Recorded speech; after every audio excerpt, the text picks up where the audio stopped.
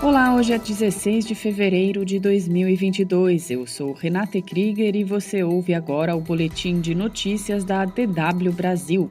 Confira nesta edição. Mulher pode ter sido curada do HIV após transplante usando células-tronco de cordão umbilical. Presidente americano Joe Biden diz que retirada de tropas russas ainda não foi verificada pelos Estados Unidos.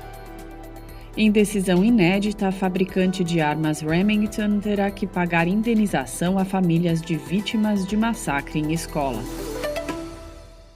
Uma mulher de 64 anos pode ter sido curada do HIV, vírus causador da AIDS. Se o vírus não voltar a ser detectado, ela poderá ser a primeira mulher no mundo a se curar da infecção com o HIV e a terceira paciente a ficar livre do vírus.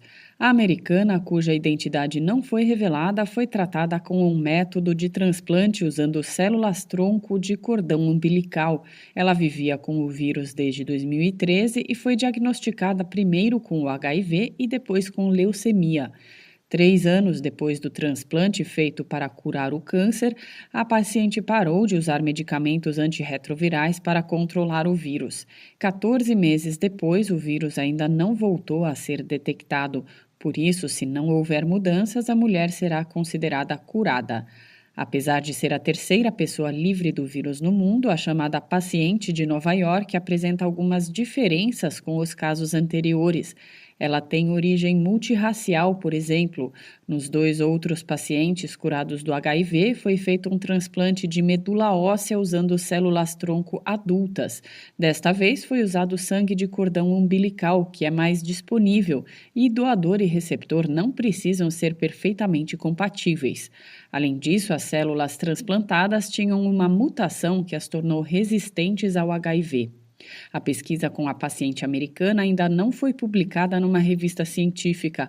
O anúncio da possível cura foi feito pelo grupo de especialistas que tratou a paciente durante uma conferência em Denver, nos Estados Unidos.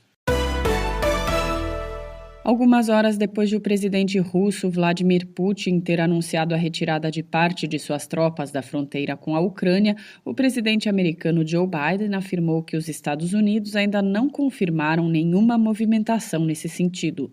Biden disse ainda que uma invasão russa pela Ucrânia continua sendo uma possibilidade bastante real.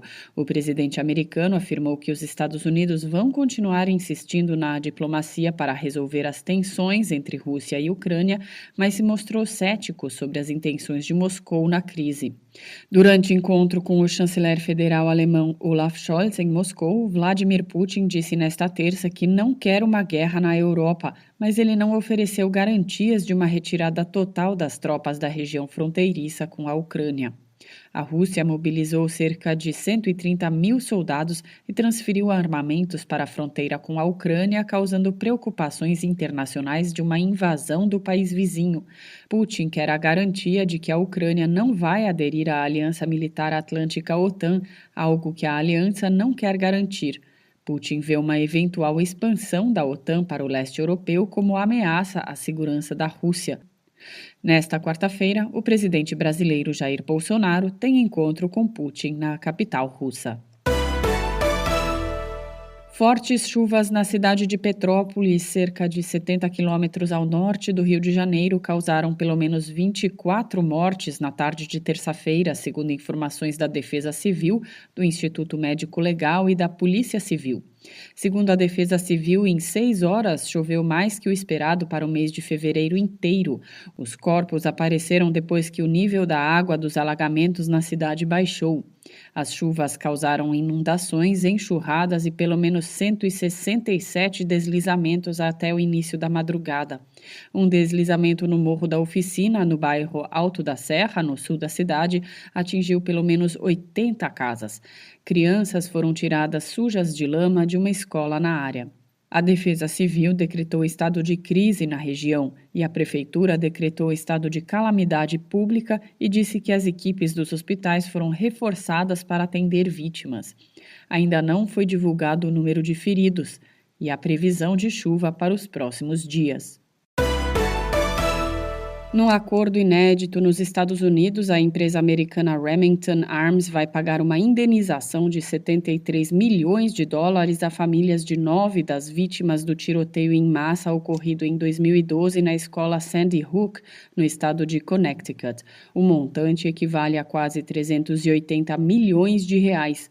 A empresa fabricou o fuzil Bushmaster AR-15, o mesmo estilo de arma semiautomática usado pelo atirador Adam Lanza quando ele assassinou 20 crianças da primeira série e 6 professores na escola. Ele cometeu suicídio em seguida. É a primeira vez que um fabricante de armas é responsabilizado por um tiroteio em massa pela justiça americana. Leis federais costumam dar ampla imunidade a fabricantes no contexto de crimes cometidos com armas produzidas pelas empresas. As famílias das vítimas iniciaram o processo contra a Remington em 2014, argumentando que a comercialização das armas teria contribuído para o massacre. Mais informações você confere logo mais na segunda edição do Boletim de Notícias da DW Brasil.